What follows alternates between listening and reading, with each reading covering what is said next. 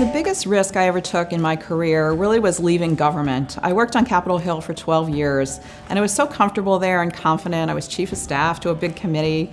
I worked for Senator Bill Roth, and I felt like I had it all. And one day, Goldman Sachs came knocking on my door asking me to start a Washington research operation, and I knew nothing about Wall Street. I was a government person. And I just took a deep breath. I said, I don't think I'm going to get this opportunity ever again in my life. So I took that risk on myself, and I spent nearly 10 years at Goldman Sachs running their Global Markets Institute. And I am so grateful that I had confidence in myself, which I really didn't think I had at the time as a young woman with 4 little kids. And taking on a global job was really a risk that I cannot believe I took.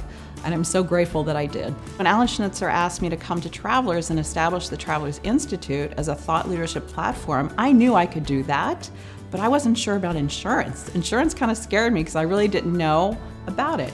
So my advice to others is take a risk on yourself, be confident in yourself, and you can learn things as you go. So you might not have the 10 ingredients you might need immediately, but you can learn those things. A lot of smart people we're hiring these days at Travelers, and you can adjust, you can be flexible, your bosses can be flexible. We have a lot of training programs here. So the support you get at Travelers allows you to take those next risks in your career.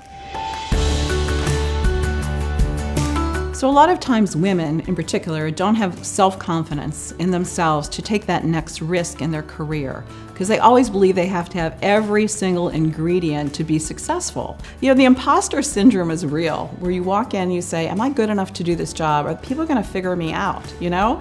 And so I'll just give a piece of advice here really helped me along the way is every time I stand up to give a speech or give a talk or give a presentation, I assume that I know more about the subject material than everyone else in the room. And I'm sure that's not true, but it's helped me along the way. And when I make a mistake, which I obviously do a lot, someone will come up and say, hey Joan, you know, you said this a little bit, it was a little bit off, but if you just tweak it a little bit, so they help me. Having self-confidence, being vulnerable to accept criticism, to accept that constructive feedback.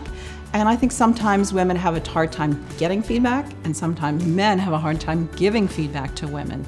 So let's just break down the barriers and say, let's help each other out and lift each other up.